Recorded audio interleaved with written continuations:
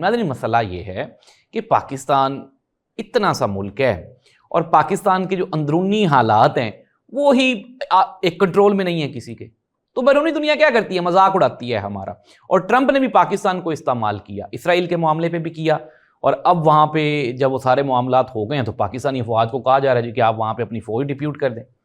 تو اس سے ہمارے ملک میں کیا ہوگا؟ ہمارا کوئی تعلق واسطہ نہیں ہے فلسطین اسرائیل کے ساتھ، لیکن کیا ہے کہ ہماری ایک مذہبی لگاؤ ہے ان کے ساتھ، اور ہماری عوام اسرائیل کو اس لیے وہ ایکسیپٹ نہیں کرتی کہ قائد محمد علی جناح صاحب نے فرمایا تھا ان کے بارے میں، تو اسی کول کو لے کے وہ چل رہے ہیں۔ لیکن ناظرین حالات جو ہیں وہ بالکل بھی کنٹرولیبل نہیں ہیں، اور حکومت 3 سال میں مکمل طور پہ ناکام، کمزور اور ٹوٹی ہوئی دکھائی دیتی ہے۔ وجہ کیا ہے کہ جب آپ اپنے سیاسی مخالف کو نیچا دکھانے کے لیے اور جیل میں رکھنے کے لیے تمام تر قوتیں استعمال کر دیں گے، آپ اپنے نیشنل انٹرنیشنل جتنے بھی سورسز ہیں صرف عمران خان کو کنٹرول کرنے کے لیے صرف کریں گے، تو پھر اکانومی کیسے بہتر ہوگی؟